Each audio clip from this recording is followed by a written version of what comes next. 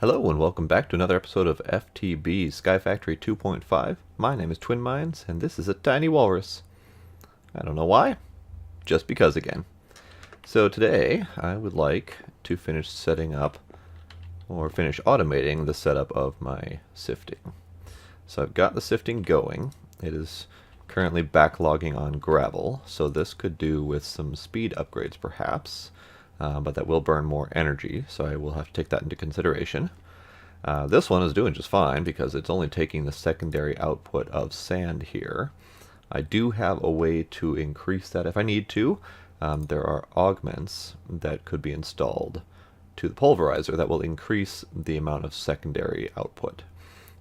That I will consider if I need more redstone and glowstone, because that's kind of going to be my primary source for that at the moment.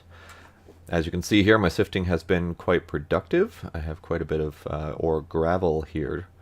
That means I need to hammer that down to increase my production, because the iron ore gravel, 8 of these, after quite a bit of testing, could hammer down to at least 12 of the final dust form, which is then 24 ingots. So it's definitely worth doing. Especially if I get some fortune upgrades in there to increase that even further. So definitely worth doing, which is why, as you can see down here, I have done some manual work to get more than enough iron needed for my anvils and then the automatic hammerer. I also built up the invar that is needed, so all I need is some redstone and some wood, and I can get that moving. So let's do that. Automatic hammerer, pistons, 2 of those. I already got my anvils crafted, so I need 2 weighted pressure plates. And the rest, like so. So these automatic hammerers will go in line over here. So just to keep things kind of separated out, I've got the sifting on this side, and I will have the hammering on this side. So those 2 can go right there. Now ultimately these will take in the gravel form, like so, and then they will hammer them down into those mini gravel components, like so, or sorry, the crushed components. The gravel components are what made these in the first place, like so. And then once those get crushed down, they will be fed back into here to create these sand components, which will then get fed into the second one and crushed down into the dust form, like so. And then these ones will be fed back into here yet again, because this is very much a multi-purpose tool, and then down into the dust form. Now this is the same output that's coming out of this pulverizer that is sifting sand, so it is going to compound the dust that I receive. The dust is the final output before I can put it into a metal form. So these will come back into here, and I will get my nickel ore dust. Now this output I can process in multiple different ways. If you look here, these are the single output options, and then I can pulverize it to get 2 of the ferrous metal plus a 10% chance of an additional. So each ore that you can smash down could give you a secondary output, in this case shiny. And shiny is good in that there are very few ways to get it. You can see here that I don't have any shiny output at the moment, and all I have is these 2 broken platinum ores. Platinum is the other name for shiny. So there isn't much of it. So any chance of getting it is a good chance. It has some pretty later game uses for it, which is why it is so rare, and that makes it much more desirable to seek it out where possible. So if I throw this in the furnace here, I'll only get 1. Whereas if I dump it into a pulverizer, I will get 2 plus the possible shiny. In that case, I didn't. So I could potentially have another pulverizer that I throw at the end here for that final processing, so as not to backlog this system any further. However, this one is going unused much of the time, so it may be worth just utilizing this one as well. So I'll have to figure out how I want to tackle that, but if I'm going to increase this system's speed at all, I don't necessarily want to back this system up. So I may just do that third one over there and be done with it. Now the other thing that I will need is these item conduits, which will go here and here. And then I will have to feed another one up one this way. Come on. It's not letting me do it like so. There we go. So that will feed back up into this thing once I configure it properly. Obviously this one I want to turn off because I don't want to feed stuff into my furnace, because that would just be unproductive. These two I want to extract everything. And those will automatically feed back into this one, which is just accepting everything that comes into it. So that's actually pretty well automated. If I throw these dust won't go in there. So if I take this gold, throw it into here. See the nifty animation there where it lifts it up very slowly. You can see the item inside of there, and boom, smashes it down. That pulls that out of there and throws it into here, where it has already compacted it down into this form. So now the tricky bit is getting the stuff that comes out here, like this gravel, throwing it into this machine here, and only this machine, so it doesn't accidentally go somewhere else that it shouldn't be going. So that's tricky, and I don't know exactly how I'm going to do that.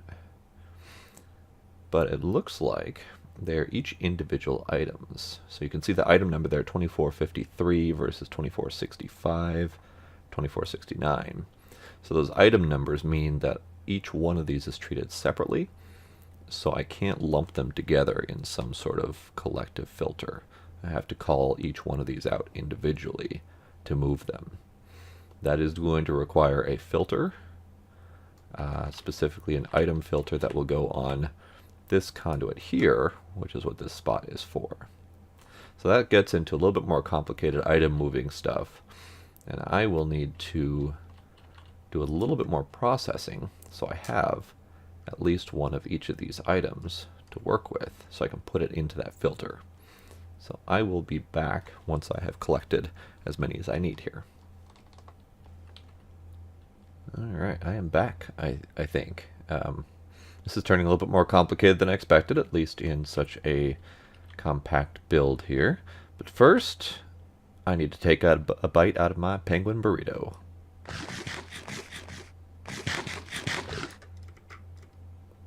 Tasty penguin. Alright, so I had to remove the smelter briefly.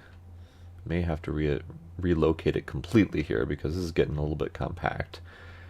So I did take a look at the filters here, and the basic item filter can only take 5 items in that filter, but I've got 9 gravels to work with. So that means I probably need to go with the advanced item filter, which seems simple enough, except it requires this Z-Logic controller, which requires a whole new machine called the Slice and Splice, which I don't have yet, and shears and an iron axe to do the work needed. I've got plenty of zombie heads that I have collected from killing these guys. As you can see here, I have quite a few heads to work with, and the zombie heads are all I need for that. So I need to make a Slice and Splice, and that first requires some soul sand and gold, and I need to cook those up in that alloy smelter that I took down. So I'm going to plop that down somewhere. I think it can go here for now, as to not be touching any cabling that I've got going on. So let's get that cooked up. Oh dear, I have caused a problem. I need to go get more soul sand. Did not realize I had that set to all. And instead of cooking me up some of the stuff that is soul sand and gold, it cooked up some glass for me instead out of that sand. So that was unfortunate, because I don't have very much soul sand to work with. But I am getting it occasionally, so it wasn't a huge loss. Now while that cooks up, I need to gather the rest of what I need for the slice and splice. I need shears, iron axe, a head of any variety, and a machine chassis. Okay, that's doable. Let's grab a head. I have plenty of the zombie heads. Let's start with that. And do I have any leftover iron? I do have iron bars, because I will need that, and I will need one of these. And I need sticks. And I think the rest I need is just iron. Which I had all of the iron on me already. I don't know why I grabbed more. So let's start building this. We need an iron axe first. And shears. And a machine chassis. Probably should grab a couple of those because I'll need some. But I will wait since I have so few capacitors. I don't want to waste one. And then I need that solarium, which is the gold and soul sand that I'm cooking up right now. So let's go grab that. Hopefully it's done here. Almost. Almost. So while this is cooking up, this filter is going to have one of each of these in it. It doesn't actually use the item, it just uses the item as a reference, so I do need to have it first before I can reference the item. Once that filter is set up, just going right down here, it will pump everything into here, and then it will hammer all these down for me so I can get the next item that I need to set up the next filter for this one. Now, as I said, this is a compact build, and I think the rest of it is going to have to go right across here on top. And the reason for that is I can't set everything I need to within this one line. I need just a little bit more in terms of control for extracting and inserting. So that is limiting my space. So let's cook this up. Slice and splice. Now the slice and splice is going to have to go somewhere. And sure, right there, why not? So that's going to fill up. And then I need more solarium, so I need 2 more for each filter, and I think I need at least 2 filters. So I need to go cook some up there. So let me go grab what I need and cook up some more, and then I will be back. Alright, I've gathered all I need. This slice and splice is a nifty tool here. You can shift click whatever you need and it just goes into the appropriate slot, so you don't have to try to remember what the recipe shape is. So that is nice, because I would not remember that otherwise. And it cooks up relatively fast, so we've got our 2 Z-Logic controllers here. And then I need to grab paper, because I was not that prepared. But I have paper, and then we can make our filter. So 2 advanced item filters. Now these do allow much finer control over the item moving process. So first one is this one down here. So I need to take it from here in this slot, only the gravels, and throw it into this first machine here. So to do that, take your wrench, specifically the Yeta wrench. I do believe it works with other wrench types, but the Yeta wrench is the one designed to work with Ender.io. Sometimes you can just right click on this here and it's just fine for getting what you need. You just right click on that little black plate. But to get control over something that you can't see, like I can't see that black plate that is under the bottom of this, you can shift left click and you can choose which one you're working with. In this case, I need to work with the compactor, which is in the up location. And that lets me put in the filter that I want. So I pop in the filter like so, and then I put one of each item in here. Unfortunately, shift click does not work, so you do have to do the clicking yourself. So I want it to extract only. I will turn off this redstone in a moment because right now it's not working. I want it to not work while I fiddle with these settings. In this case, it looks like all the settings are actually how I want them. This doesn't matter. We'll cover those if they do ever end up mattering. And it is a whitelist, which means only the items I have specified go in where I want them to go. So I undo that, and that should...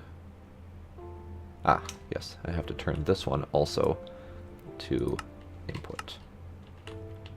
So now all of the items will be going into here to get smashed down.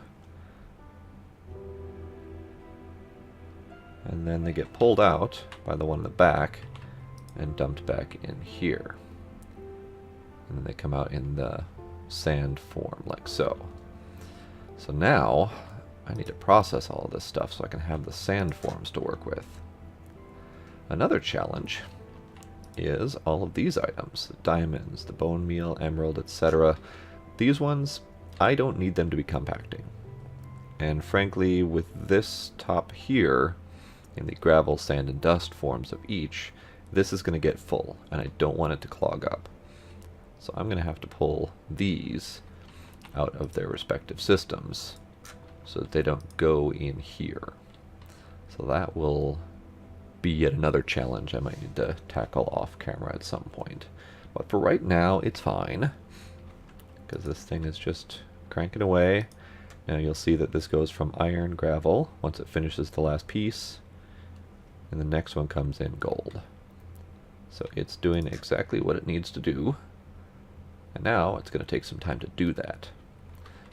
Let's see. So the next step is going to be here. So let's get it set up. I do not want these two to connect. So I right click on that middle section and it disconnects them, because I don't want things to be going where they need to not go. I want this line only for the purpose of connecting this side to this machine, so that nothing else goes where I don't want it to go. So those two have been disconnected. This one is where another filter will go, taking in these sand components and throwing them into this machine. So I will set all of that up off camera here, and then I will figure out the next bit. I will return.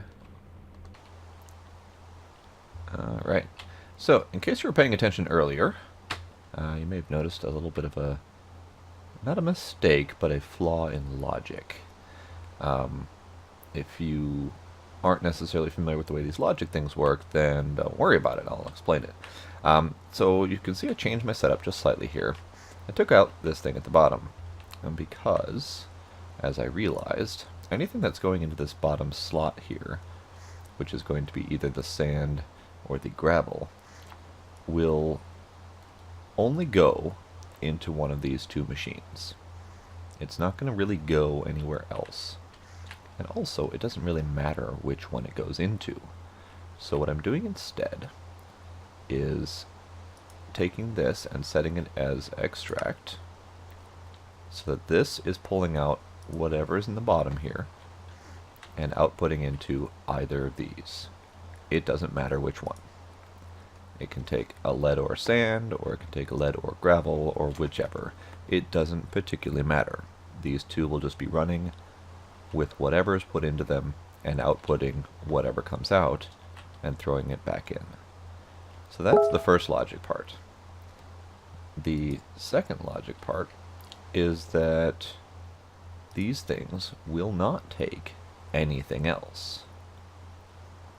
So if anything else does appear in this bottom slot here, it's not going to be pumped into these two. So I don't need to worry about filtering that. So yeah, I didn't really need that filter at the time, but I will be making use of it for something else. So the something else, first off, is going to be in here, where I have already set up the filter to blacklist, which means exclude any of these components. So these components are what is coming out. Actually, I need to put that in there too. These 9 components, the top 5 are coming out of the gravel sifting, and the bottom 4 are coming out of the sand sifting. So these will no longer go into here, so that I can free up that spot, which will be needed for just about everything else that's coming out of the hammering. Now, these are still set to extract whatever, and they will pull out. However, the way that these item conduits work is they only pull out if there's a place to put them. So these should not be pulling out things like redstone, because there is nowhere to put them, because this blocks it. And these should not be connected anywhere else. These are all output only. These are all output only. This is the only input, and it is blocked. So they should not be pulled out of the sifter, which means the redstone and such is going to be left in here. Then what I will be doing is pulling them out of either the front or the top, probably the top because it's easier that way. And I will be pulling them out like so, and then I will be filtering so that the only thing pulling out of here, I can use the basic item filters in this case, will be the items that are coming, or that are not being pulled in here. So those 2 will be filtered like so, and then the gunpowder, skystone dust, and Certus quartz, those 3 were what were being left in here from the sand sifting because there was nowhere else for it to go. So all of that stuff will be pulled out and put somewhere. Now, where is an interesting question, and I think I have the answer to that in the form of drawers. Drawers are a method of storage. This oak drawer, for example, works much like a barrel. If you recall the barrel that I have set up over here that holds 64 stacks of stuff, the drawer works very similar. However, it has a little bit more limited storage space, but that's fine. So I will make some drawers. Let's go with all 10 of them, because I will need quite a few of them. So these drawers will go over here for now. I'm not too concerned about where they go. Let's go with 3. Oops, that's not where that needs to go. Let's see if I can do this a little bit better this time. There we go. So those 3 will go there. And then the dusts can just go like so. Now, once I get the item conduits set up, all of the dusts will go into here, and they are blocked so that only that type of dust can go in there, so I don't need to worry about filtering anything. And the other thing that I need to make requires some smooth stone that I cooked up here. And that is a drawer controller. Oops, need a diamond, because drawer controllers are slightly pricey. So I need first redstone comparators, 2 of them, assuming I remember to grab the crystal, or the quartz, sorry. So redstone comparators, I do need 2 of those, and then it takes any drawer in the center, so I don't need to worry about it. It will just use my spruce drawer here.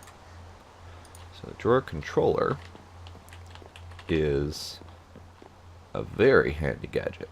So if I put this here, it automatically connects to any drawers that are touching, and that includes any that are adjacent to any other drawers. And this drawer controller can control up to 12 blocks away. So you can have a huge wall of drawers storing things. And the other nifty thing is that any items that you pump into the drawer controller itself, similar to pumping items into these machines here, will automatically be filtered into their appropriate drawer. So you don't need to have a whole wall of item conduits going everywhere. You don't need to have a whole bunch of filters set up or anything like that. The drawer controller just takes care of all of that. It is one of my favorite things. So I'm going to do some really horrible wiring like that, and this can just get connected up there. So once I get all this filtered out, this doesn't even need to be connected, because it will just go right into here. Now, obviously I'm going to have to move and reorient and resituate all of these, but I just want to show you how this is set up. So now, if I were to set up this to pull out all of those dusts, they will come out through here and straight into here and be filtered into their appropriate drawers. This can be disabled. This can be disabled because that also doesn't need to be done, just so that there's some little bit cleanup and connection. This I'm actually going to leave to insert because gunpowder goes in here. So if I leave this pulling out gunpowder from here, it'll automatically filter into here to keep this thing fully stocked. Now, that's probably not going to be the final location for this dynamo, but it's handy for right now. So that is how all of that is set up. Now, obviously, it's not fully working yet because I don't have all my filters set, but this is basically how it's going to go. So I will finish cleaning that up off camera, and I'll have it ready for probably the next episode or so. It will probably change and evolve over time, but it'll do for right now. So that will basically take care of that automated sifting setup. Sifting, hammering, etc. The only thing that it's not doing currently is feeding gravel or feeding cobble into the start. I'm going to have to take care of those guys. They're quite amusing. But that means that they're getting back stuffed in there, so that automation will come a little bit later. Don't worry about it. So, if we take a look at our book, which we actually haven't done in a little while, I've done some stuff. So if we look back here, this is where we left off last time I looked in here, and I haven't done any of these things that haven't been checked yet, so I'm not worried about that either. All of this is yet to be done. This is a travel section. So back to here, I have automated turning cobblestone into gravel with a pulverizer. I have used energy conduits to power multiple machines. I have automated my sieve setup. I have not done this, but I do want to at some point very soon here. Automate storage of ore dust from an automatic sieve. Now that's an odd one to me, because you don't want to store your ore dust. You want to process your ore dust. So as far as moving it around and processing it and turning it into ingots and stuff, I've done that. So I'm going to count that as good, because the next part is process your sieve materials into ingots, which I've also done. So this entire section is, at least a significant portion of it is done. So I like that. Now the rest of this is well beyond my means right now, so I'm not going to worry about that quite yet. The rest of it is also well beyond my means. So I'm going to call that a good day, and then reorient this stuff and get it all working the way I want it to, and I'll have that ready to go for the next episode. Until then, see ya!